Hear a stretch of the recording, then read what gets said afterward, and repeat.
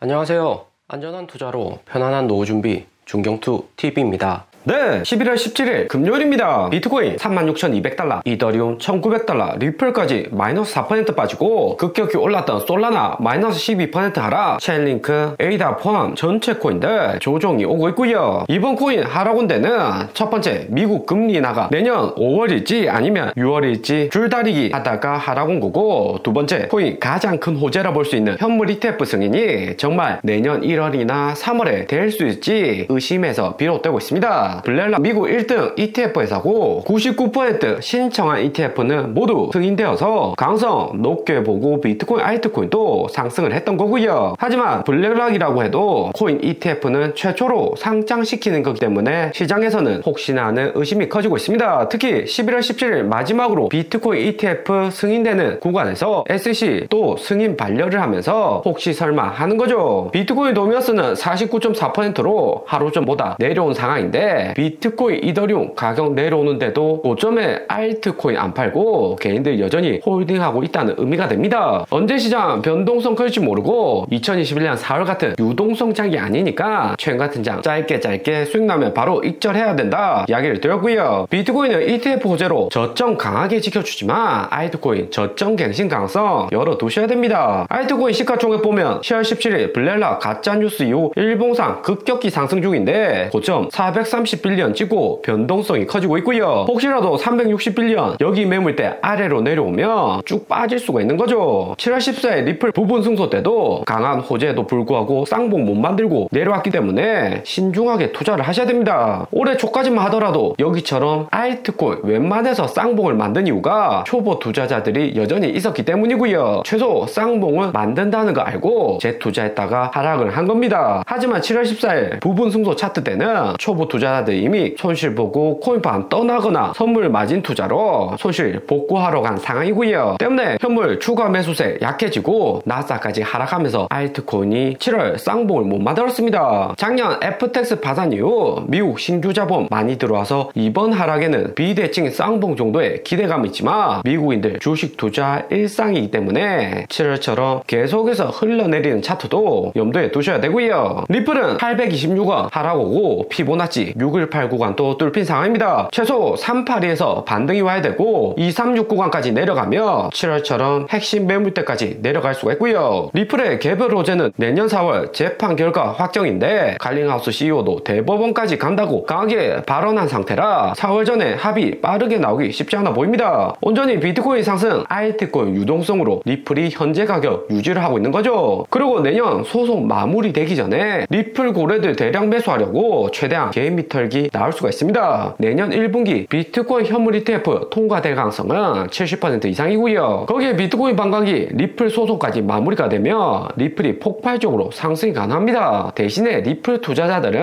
7월 14일 부분 승소처럼 단타로 수익을 보려고 하지 장기로 모아가는 투자자들은 상당히 적고요. 때문에 최근처럼 공포 뉴스 흘러나오고 동시에 가격까지 이렇게 내려오면 매도로 이어질 가능성이 상당히 높습니다. 하지만 내년 4월 소송 전후로 리플은 반드시 수량을 늘려가셔야 하고요. 몇 개월 길게 봐서는 리플 강한 매물대 여기까지 하락할 수 있겠지만 리플 전체적인 비중은 20%로 늘리는 게 필요하고요. 당장에 매수하는 것보다 최대한 가격 싸게 저점에 매수하려는 노력 필요하고 평단도 최소한으로 낮춰놓을 필요가 있습니다. 중경수도 비트코인 평단 26,000달러 아래에서 가장 비중 크게 가져는 가는데 연준금리 인하 시작되고 금융장세 끝나고 나면 은행 예금 다시 주식코인으로 들어오는 유동성장이 시작이 되고요. 그때는 비트코인보다 리플이나 호재 있는 코인이 더 많이 상승할 가능성이 큽니다. 대신 시간은 내년 중순까지 길게 보셔야 되고요. 비트코인, 알트코인 이번 하락하는 메인 요인이 SEC에서 해시덱스의 현물 ETF 승인을 반려를 한 거고요. SEC는 시간이 좀 더 필요하다, 비트코인이 시장에 취약하고 감시 공유 계약이 부족하다는 지난번과 같은 이유로 반려를 했고요. 이렇게 되면 한국 미래에셋의 글로벌엑스나 프랭클린 같은 작은 규모 ETF는 통과 안 될 가능성이 높겠죠. 그러면서 이번 ETF 역시 미국 시간 11월 17일 발표가 되어야 되는데 미리 발표하면서 시장의 공포 심리를 더욱 키운 거죠. 그리고 대부분 전문가들 예상하는 내년 1월 비트코인 현물 ETF도 통과 안 될 수가 있다고 공포 뉴스가 나오고 있고요. 10월 17일 블레라 ETF 승인되었다는 가짜 뉴스로 인해서 전체적인 코인 가격 급등했고 11월에도 리플이 블랙락에서 ETF 신청 중이다 이런 페이크 뉴스 지속되면서 SEC가 코인 시장을 다시 경계하고 있다는 분석입니다. 실제로 블랙락 비트코인 ETF 신청한 델라웨이주 법무부에서는 가짜 리플 ETF 소식이 회부가 되었고요. 법무부에서 가짜 뉴스로 조치할 수 있다는 우려가 나온 거죠. 실제로 리플 가짜 뉴스 나오고 1000원 이상 상승 이후 800원까지 급락온 등 변동성은 매우 컸습니다. 하지만 블랙락 미국 1등 ETF 회사고 바이든 백악관까지 영향력이 크기 때문에 델라웨이주 법무부 정도는 컨트롤 가능할 것이다 예상이 되고요. 그러면서 블랙락 공식적으로 SEC에 이더리움 ETF를 신청했습니다. 현물 ETF 이번 발령되면서 하락은 했지만 블랙락 주가는 714달러까지 상승한 상태고요. 비트코인 이더리움 현물 ETF가 블랙락이 보유한 수백 개 ETF 중에 큰 비중 차지하고 있는 것이 아니라서 코인 가격 상승에 따른 블랙락 주가 상승은 아니고요. 미국 국채금리 내려가고 연중 금리 인하 가능성 나오면서 기관 개인들 예금 국채 팔고 ETF로 넘어온다는 거죠. 그리고 한국 국민연금에서 코인베이스 주식 260억 원치 매수했다 뉴스가 나왔습니다. 블랙락 비트코인 ETF 승인되면 글로벌 연기금들 투자할 것이다 이야기를 드렸는데 한국 연기금 발빠르게 미국 코인 거래소에 투자를 했고요. 국민연금은 분산 투자를 메인으로 하고 투자한 종목들이 모두 다 오르는 것은 아니지만 장기적인 전망은 나쁘지 않았습니다. 내년 1월 ETF 통과 안 되고 연기된다면 코인베이스 주가 조정받을 수는 있겠지만 내년 1월이든 3월이든 ETF 통과될 가능성은 장기적으로 높기 때문에 국민연금이 선진입했다 볼 수가 있는 거죠. 한국의 연기금뿐만 아니라 미국이나 글로벌 각종 연기금들이 코인 현물 ETF 매수하기 위해서 대기 중입니다. 연기금이 포트폴리오 짤 때 삼성전자, 애플, 미국 국채처럼 안정성 높은 상품도 매수는 하지만 고위험, 고수익의 코인 분야도 투자해서 전체적인 포트폴리오 수익률을 높일 수가 있는 거고요. 금융 교과서에 나오는 정석적인 방법이죠. 그리고 미국 주식은 시진핑 방미의 분위기 좋다가 월마트 실적 나오고부터 주춤 맺힌 상태입니다. 월마트 어닝 비트하고 가이던스도 나쁘진 않았는데 어닝콜에서 연말에 소비자들 지갑이 다칠 것이다. 작년만큼 소비 못할 것이라면서 마이너스 8% 월마트 주가 하락을 했습니다. 연준 금리나 타이밍 중요한 상태인데 연준이 아직도 5월에 할지 아니면 6월에 인하할지 테스트 중이고요. 혹시나 6월에 한다고 이야기만 해놓고 내년 10월이나 11월로 밀리는 게 아닌가 공포심리도 스물스물 올라오고 있습니다. 그러니까 우리 테슬라도 상승 잘하다가 마이너스 3% 하락을 한 거고요. 데일리 연은 총재 최신 연설에서 금리 인상 주기 너무 빨리 결정하지 말라고 경고하면서 패드워치 금리 인하 타이밍이 다시 6월로 바뀐 상태입니다. 연준위원들 한마디나 거시경제 지표 하나하나에 5월일지 6월일지 왔다 갔다 하는 상황이고요. 하지만 당장에 큰 폭 나오는 것은 아니고 10월 주식 코인 이미 많이 올랐기 때문에 슬슬 눈치 보는 구간입니다. 테슬라 차트도 보면 상승했지만 여기 검은색 하락 추세 라인 뚫으려면 거시경제 호재가 아니라 테슬라 본연의 실적이 잘 나야 된다 하루 전 이야기를 드렸고요. 코인 나스닥 상승은 하더라도 2020년 초 같은 묻지마 투자하는 시절 아니고 신중한 투자자들 많기 때문에 이후에 테슬라 실적 판매량이 어떻게 나오는지 보고 추가 매수할 가능성이 상당히 큽니다. 그리고 시진핑하고 만청자리에서 일론 머스크가 아닌 마이크로소프트 창업자 빌 게이츠가 시진핑하고 미팅을 가졌고요. 머스크의 반유대주의 발언에 시진핑이 정치적으로 무리 있다 생각하고 머스크가 아닌 빌 게이츠를 만났다고 합니다. 만약 여기 사진이 머스크하고 시진핑 사진이었다면 테슬라 주가가 이렇게 떨어지진 않았겠죠. 중국에서 애플, 테슬라 정도 빅테크 공장이지 마이크로소프트는 일찍이 동남아로 시장을 옮겼습니다. 마이크로소프트가 클라우드 인공지능 산업 폭발적으로 성장하면서 코로나 버블 고점도 돌파한 상황이고요. 그러면서 중국까지 시장을 확대하며 마이크로소프트 주가는 더욱 긍정적일 수가 있습니다. 주가도 테슬라는 하락했지만 마이크로소프트는 플러스 1.7% 상승을 했고요. 오늘의 영상은 여기까지입니다. 좀 더 디테일한 투자 정보가 필요하신 분들은 커뮤니티로도 자료가 공유되니까 멤버십 가입과 구독 부탁드립니다. 감사합니다.